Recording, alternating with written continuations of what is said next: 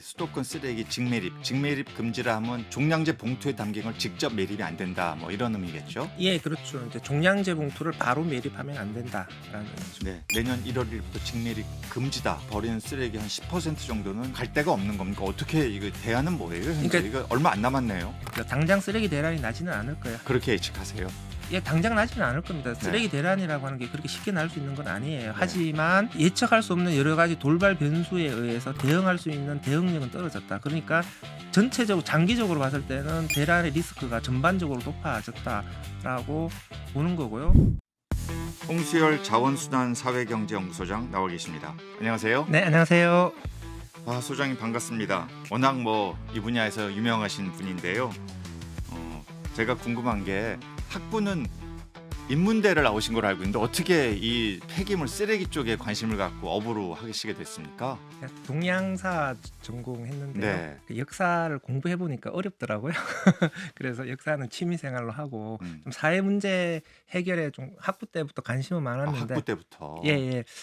당시는 이제 노동이라든지 아니면 통일 문제 맞아요. 이런 것들이 대세긴 했었는데 공부하다 보니까 좀 환경 문제가 앞으로 심각해질 것 같더라고요. 그래서 좀 책도 읽어보고 하니까 공부를 더 하고 싶더라고요. 그래서 환경대학원에 가서 좀 공부를 하고 또 공부를 하다 보니까 좀 더 실질적인 좀 활동을 하고 싶더라고요. 그래서 논문 쓰고 나서 그 쓰레기 문제 해결을 위한 시민운동협의회, 줄여서 쓰시협이라고 하는데요. 그게 이제 활동가로 그래요. 갔습니다. 하여튼 오늘 이제 주제가 이 수도권 쓰레기 직매립 금지라 하면 아마 종량제 봉투에 담긴 걸 직접 매립이 안 된다 뭐 이런 의미겠죠? 예, 그렇죠. 이제 종량제 봉투를 바로 매립하면 안 된다라는 의미죠. 네. 지금까지는 어떻게 그러면 처리가 그냥 무난하게 잘 되어 왔던 겁니까? 수도권 매립지에. 2023년도를 기준으로 하면 가정에서 배출되는 가정생활 쓰레기가 수도권 지역이 한 780만 톤 되거든요. 1년에. 네. 그중에서 62만 톤 정도가 매립이 됐어요. 그러니까 매립률로 따지면 한 8% 정도가 매립이 된 거고요. 한 230만 톤 정도가 소각됐고 480만 톤 정도가 그 재활용이 됐거든요. 그러니까 소각률은 30%, 재활용률은 한 62% 그리고 정도 됐죠. 재활용이 제일 비중이 컸네요. 지금까지 중에. 그렇죠. 올해가 쓰레기 종량제 30주년이잖아요. 맞습니다. 30년 동안 그 재활용 노력들을 한 결과 재활용률은 매우 높은 수준까지 도달한 거죠. 네. 그러면 지금 말씀하신 대로 내년 1월 1일부터 직매립 금지다. 완전 금지 안 된다라고 하면 이제 그렇게 버리는 쓰레기 한 10% 정도는 갈 데가 없는 겁니까? 어떻게 이거 대안은 뭐예요? 현재 그러니까- 이거 얼마 안 남았네요. 그러니까 62만 톤이 이제 2023년 기준으로 매립이 네. 된 거고요. 아마 2024년 작년 통계로 보게 되면 한 50만 톤 정도가 매립이 된 거죠. 그러니까 실질적으로 한 50만 톤 정도가 수도권 매립지로 갔는데 이 쓰레기가 어디로 갈 거냐의 문제인데 가장 바람직한 거는 줄이거나 재활용량을 그만큼 늘리면 될 텐데 단기간에 쉽지는 않잖아요. 그러면 결국 소각장으로 가야 될 텐데 지자체 공공 소각장이 그동안 확충이 안 됐어요. 그러면 남아 있는 유일한 대안은 민간 시설에 위탁하는 방법밖에 없겠죠. 그러면 지자체 공공 소각장에서는 이 물량을 다 소화할 수 없습니까? 소각로 해서? 현재는 지금 한계 상황까지 도달을 한 것이죠. 근데 사실은 보면 그 민간 시설로 위탁하는 게 내년부터 바로 시작되는 게 아니고요. 2020년부터 서서히 해왔습니까? 진행되어 왔어요. 그러니까 2020년부터 수도권 매립지 반입 총량제라는 걸 하면서 매립량을 쿼터를 줘서 계속 줄여왔어요. 그래서 지금 현재 2023년 기준으로 보게 되면 한 72만 톤 정도는 이미 민간에 위탁되고 있고 그렇군. 수도권에서 나오는 이 생활 예. 쓰레기가요. 그러니까 공공시설에서 소각을 하지 못하는 양이 사실은 130만 톤 정도죠. 그중에서 수도권 매립지로 60만 톤이 간 거고 70만 톤은 민간 시설로 간 거거든요. 그런데 이제 수도권 매립지로 가는 양도 전량 가야 되니까 결국 민간 시설에 한 130만 톤 정도를 의존하는 네. 처리 구조로 바뀌게 되는 거죠. 민간의 이런 소각 처리 용량은 어느 정도 되나요? 민간 시설 그러면 또 다들 네. 민간 소각만 생각하시는데 예. 그러니까 지금 양으로 보게 되면은 재활용 업체로 가는 양이 훨씬 더 많습니다. 그 그러니까 종량제 봉투를 가져가서 선별을 해서 거기서 나오는 가연성 물질들을 또 시멘트라든지 아니면 그 고용연료 그 발전 시설이라든지 이런 쪽으로 보내는 업체들이 있거든요. 그런 아. 쪽으로 가는 양들이 있고 또 그 민간 소각장으로 가는 양들이 있고 그래서 그러니까 민간 재활용 업체를 거쳐서 시멘트로 가는 양, 그다음에 소각장으로 바로 가는 양 이렇게 구분이 되겠죠. 어쨌든 재활용 업체로 가는 양이 양적으로는 더 많은데 민간 이타 그러면 다 이제 민간 소각장으로 가는 걸로 음. 사람들이 되게 오해를 하고 또 민간 소각 업체에서 자기들이 종량제 봉투를 받을 수 있다라고 워낙 그 홍보를 많이 하니까 또 사람들 입장에서는 종량제 봉투가 민간 소각장으로 가는구나 이렇게 생각을 하는데요. 민간 소각장 자체도 그 좀 관점에 따라서 다르게 평가할 수 있어요. 그 민간 소각장 입장에서는 현재 여유 용량이 한 90만 톤 정도 남아 있다. 아 그래요? 그러니까 50만 톤 정도가 넘어오더라도 예. 소화하는 것은 전혀 문제가 음. 없다라는 입장인데 그거는 소각장의 가동률을 허용 용량 기준으로 1.3배를 적용할 때예요. 네. 지금 폐기물관리법에서는 소각장의 허가 용량보다 130%를 소각할 수 있다. 그러니까 이렇게 되어 있기 때문에 1.3배 적용하게 되면은 뭐 하여튼 그 90만 톤 정도의 여유 용량은 있습니다라고 하는 건데 문제는 그 되게 가동률이 허가 용량 대비 100% 넘어가는 소각장도 많거든요. 네. 안 좋은 건 뭔가요? 그렇게 했을 때? 아니 시민들 입장에서는 그럼 허가 용량이라고 하는 게 뭐냐? 네. 그 사실은 허가 용량을 기준으로 해서 환경 영향 평가도 받고 했을 텐데 그럼 허가 용량보다 상시적으로 100% 이상 더 가동하는 게 음. 정상적인 상황은 아닌 것이죠. 그러니까 130%를 소각할 수 있다라는 의미는 항상 그렇게 130%를 풀로 한 건 가동시켜도 된다. 아니고. 이 의미가 아니라 쓰레기 처리라고 하는 건 변동성이 있잖아요. 그래서 그 쓰레기 그 상황의 그 변동에 맞춰서 30% 정도는 그 어느 정도 충격 흡수를 할 수 있는 정도의 여유를 준 음. 것이지 항상 그렇게 태워도 된다라는 의미는 그러면 아니다. 시민들께서는 민간 소각장, 공공 소각장보다 아무래도 뭐 안전 관리도 왠지 약할 것 같고 또 그러다 보면 거기서 우리 늘 두려워하는 뭐 다이옥신 이런 거 나오는 거 아닌가? 어떤 이런 거에 대한 두려움? 그게 환경 문제와 관련해서는 기술적으로는 공공 소각장과 민간 소각장이 크게 차이 난다라고 보기는 어려워요. 네. 그래서 민간 소각장으로 가게 되면 오염 물질 배출량이 훨씬 더 많아질 것이다. 이렇게 단정적으로 얘기할 수는 없을 텐데요. 아무래도 그 전체적인 구조로 보게 되면 민간 소각장으로 가게 되면은 그게 전적으로 폐기물 처리 시장에 따라서 움직이는 거잖아요. 그래서 폐기물 처리 시장 변동에 따라서 쓰레기 처리 구조가 계속 바뀌게 되니까 쓰레기 처리가 불안정해지게 되죠. 아, 그러니까 쓰레기는 항상 나오는데 이 시장 상황에 따라서 가격도 급등할 수도 있고 그래요. 또 시설의 고장 등에 따라서 또 못 받을 수도 있고 그러니까 여러 가지 불확실성에 대해서 좀 안정적으로 대응할 수 없는 문제가 하나가 있고요. 다음 두 번째는 이렇게 수도권 직매리 금지와 관련해서 우리가 지금 너무 수도권이라고 하는 지역 안에 시야가 좁혀져 있어요.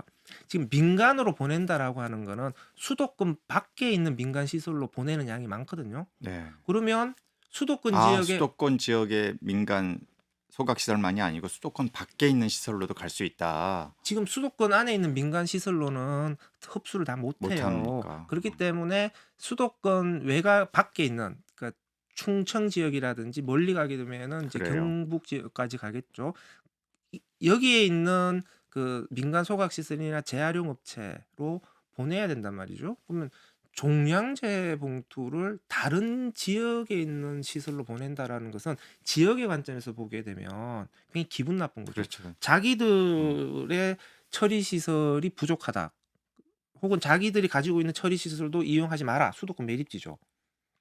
이용하지 말라고 하면서 대안적인 대체 시설은 또 자기 지역 안에 못 자기들이 만든 쓰레기를 우리 지역으로 가져오게 그러다 하는. 보니까 이제 지역으로 보낸다라고 하는 그래요. 건데 그게 뭐 많은 뭐 얘기들이 나오겠지만 어쨌든 결과적으로 지역에서 보게 되면 수도권 지역의 집단 이기주의예요, 이거는. 그렇습니다.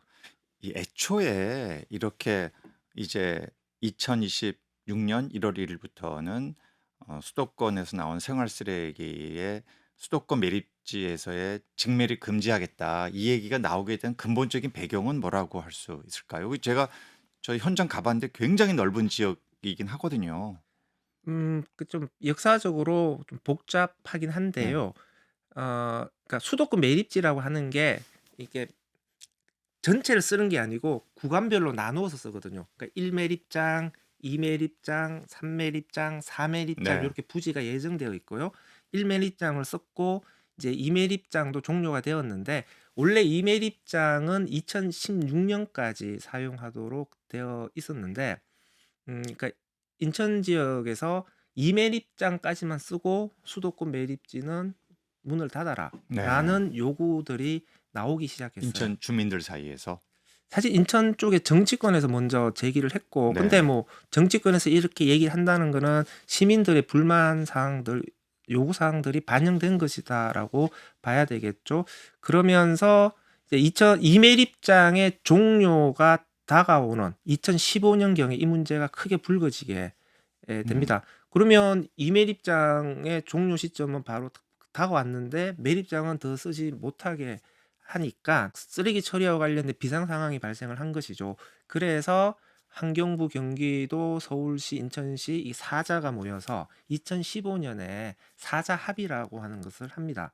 그래서 일단 대안은 없으니까 그 3매립장 전체를 쓰지 말고 3-1 매립장 한 103제곱미터 까지는 정도를 쓰자.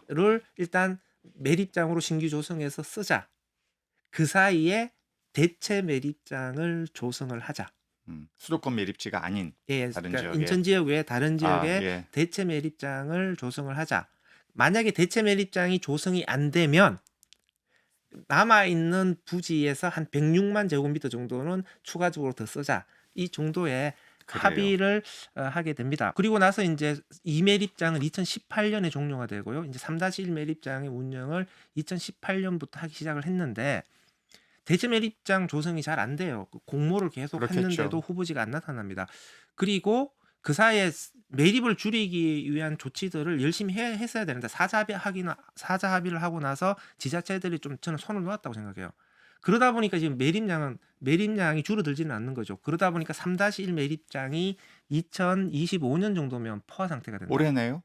아니 그러니까 당시 네. 당시에 2020년 그렇게. 정도에. 네. 그러니까 2018년에 3 매립장을 운영하고 나서 몇 년 되지 않아서 바로 3-1 매립장도 포화 상태가 될 거다라는 전망이 나온 것이죠. 그러니까 발등에 불이 떨어진 그래요. 것이죠. 알겠습니다.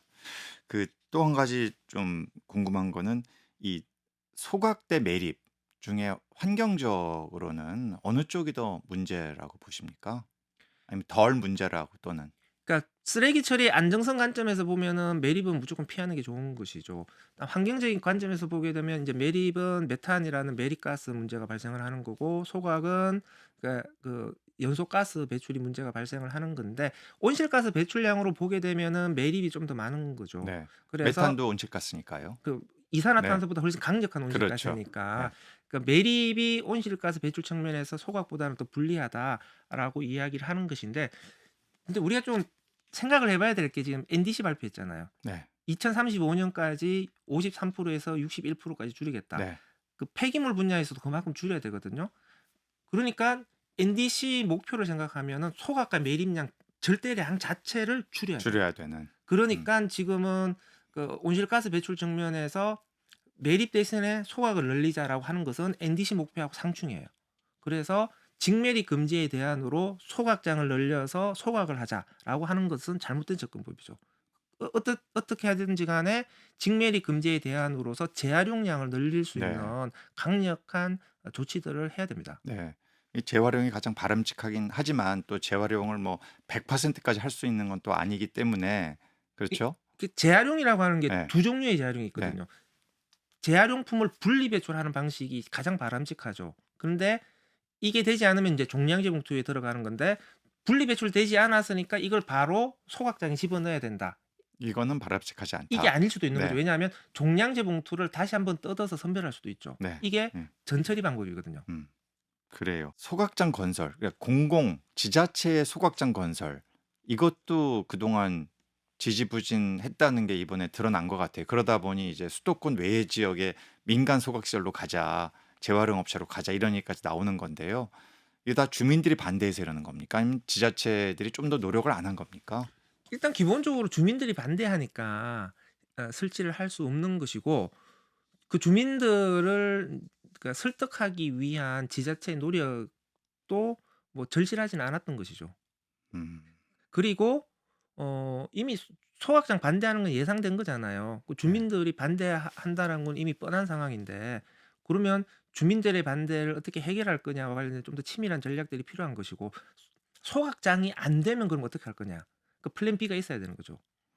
그 소장님은 전문가로서 봤을 때 이 수도권에 거의 이제 2천만 명 이상이 거주하는 이 지역에서 자체적인 생활 쓰레기, 우리 시민들이 주민들이 유발하는 쓰레기가 이런 식으로 갈 곳 몰라 하는, 그래서 결국 지역을 벗어나서 처리를 할 수도 있는 이런 상황에 대해서 어떤 평가를 지금 수도권 거주하시죠? 어떻게 보십니까? 이게 결국 인식 부족입니까? 정치인들의 노력 부족입니까? 어떻게 되겠지라는 좀 그런 막무가내적인 생각입니까? 그러니까 이 시민들 개개인의 책임으로 돌릴 수는 없죠. 네. 그러니까 결국은 정치에서 혹은 정부에서 리더십을 발휘해야 되는 것이죠. 음. 그러니까 시민들에게 "이렇게 해 주십시오."라고 명확하게 요구를 하고 그다음에 그 시민들이 이렇게 한다는 걸 전제로 했을 때 그다음에 인프라 구축은 어떻게 할 것인가에 대해서 좀 더 치밀하게 현실적인 방법들을 찾아야 될 텐데 너무 소각장 올인 정책으로 갔다고 생각합니다.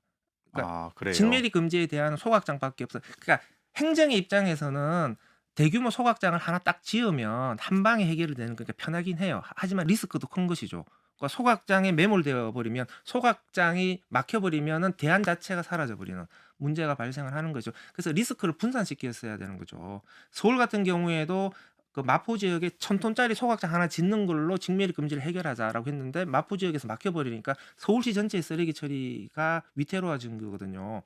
그러면 그 나머지 24개구는 뭐 할 거냐라는 거거든요. 음. 그러니까 그 자기 쓰레기에 책임을 질 수 있는 최소한의 역할과 부담들을 줬어야 되는 거거든요. 지자체별로. 지자체별로. 그거는 결국 기후부의 이제 과거 환경부죠. 의 그러니까 책임인가요? 국가 전체적으로 봤을 때 환경부의 문제인 거고 네. 그러니까 광역별로 봤을 때는 또 서울시의 문제가 되는 것이죠. 그러니까 서울시도 서울시 차원에서는 25개 구청에 강한 압박을 했어야 되는 거죠.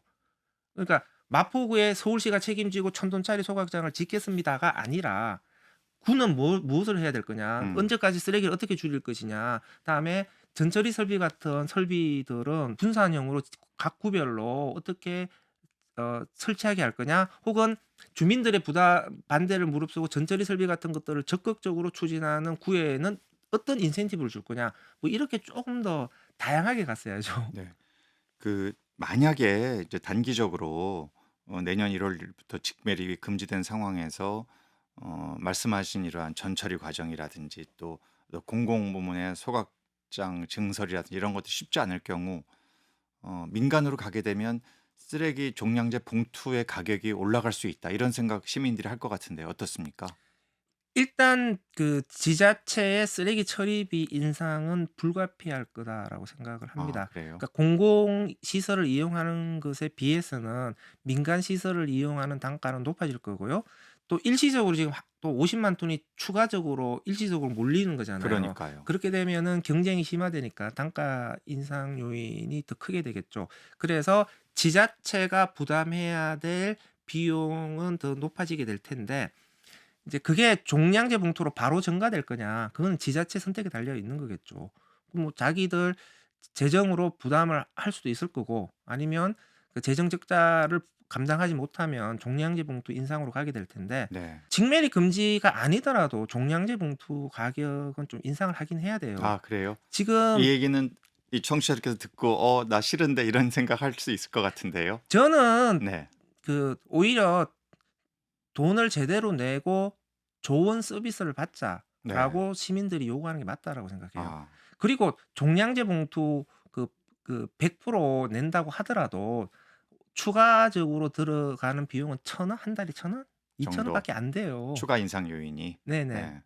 예. 그렇기 때문에 저는 종량제 봉투 가격이 올라간다고 해서 시민들의 부담이 급격하게 올라가는 건 아닙니다. 쓰레기 처리비가 너무 싸요, 지금. 쓰레기 처리비가 너무 싸니까 지자체마다 청소 재정 적자가 너무 크고, 청소 재정 적자가 너무 크기 때문에 시민들에게 대한 청소 서비스 자체가 좋아질 수가 없어요. 네. 그러니까 저는 결과적으로 시민들도 피해를 본다고 보거든요. 그러니까 제값 내고 제대로 된 좀 청소 서비스를 지자체들로부터 받자.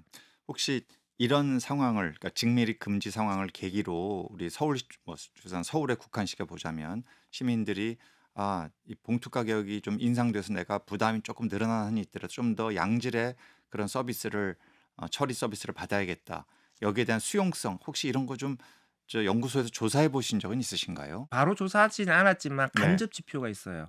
예. 요새 쓰레기 구독 서비스라는 게 있어요. 그게 뭐죠? 월 혹은 주 단위로 쓰레기 수거를 대행해 주는 거예요. 그러니까 지자체가 아니라 네. 민간 회사에 아주 높은 비용을 내고, 난 쓰레기를 내가 한꺼번에 내면 거기서 가져가서 자기들이 그 생활 쓰레기 전부를. 전부를 한꺼번에 가져가서 자기들이 그런 재활용품과 서비스가 있습니까? 네, 이 쓰레기 구독 서비스라고 하는데요. 지금 계속 늘어나고 있고, 아, 물어보면 그 1인 가구라든지 맞벌이 부부 같은 경우에는 되게 종량제 봉투 쓰는 것에 비해서 제가 볼 때 한 10배 이상은 비쌀 거예요. 그래요. 그래도 이거 편하다, 이거 쓰고 싶다라고 하는 거거든요. 그러니까 지금 그동안 우리 생활 수준이 높아졌기 때문에 쓰레기에 대한 서비스 요구 수준도 높아졌다라고 그 생각합니다. 얘기는 소장님, 집에서 나오는 음식물 쓰레기, 각종 이런 포장재 이런 것들을 한꺼번에 다 가져간다는 거예요. 네네네. 일주일에 한 번, 2주일에 그거는 한 번씩.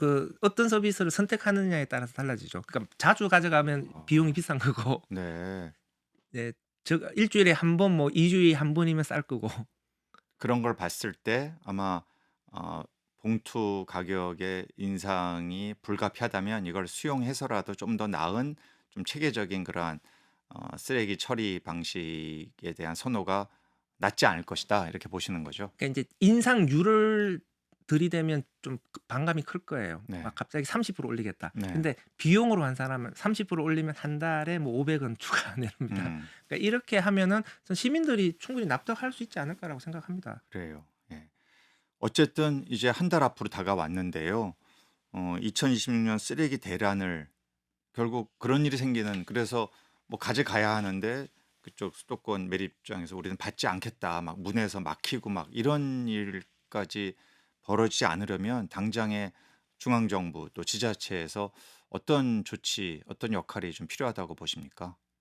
그러니까 어쨌든 저는 좀 유예되지 않을까 그래요? 현실적으로 생각했는데, 네. 지금 환경부가 이번에 기후부가 굉장히 강경하게 나온 거죠.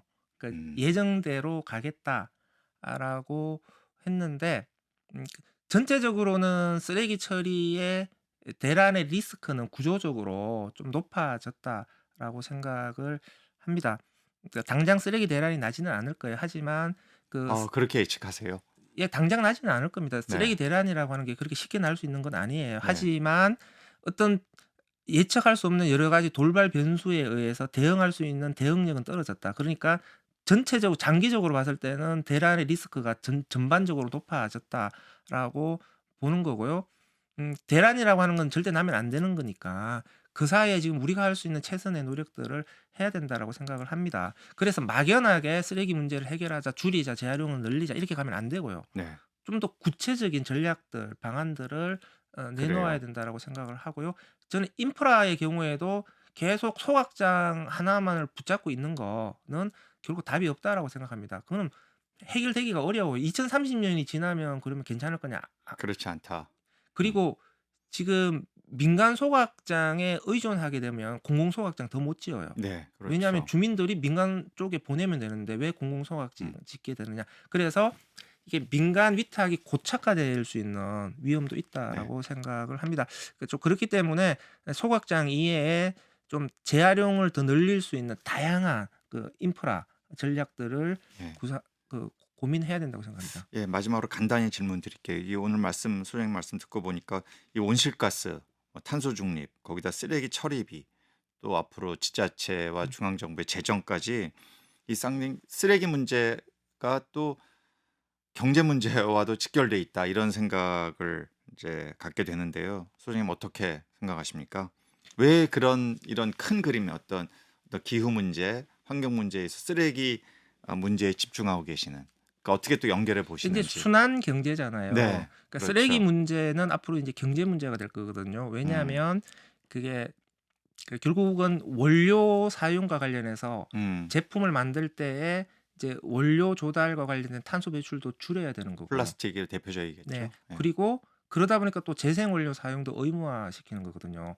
앞으로 재생 원료가 공급되지 않으면은 제품 생산이 어려워질 수도 있는 것이죠. 네. 그래서 쓰레기 처리 안정성 측면에서는 매립은 줄여야 되는 거고요. 그다음에 우리 산업의 경쟁력 측면에서는 재활용을 늘려서 고품질의 재생 원료를 안정적으로 공급할 수 있는 것들을 만들어야 되는 것이죠. 결국은 그래서 재활용을 늘려서 소각 매립을 줄이면서 재생 원료의 공급을 늘릴 수 있는 구조로 네. 전환을 해줘야 우리 산업의 경쟁력도 앞으로 확보될 거라고 생각합니다. 네, 좋은 말씀이십니다. 여기까지 듣겠습니다. 홍수열 자원순환 사회경제연구소장이었습니다. 감사합니다. 네, 감사합니다.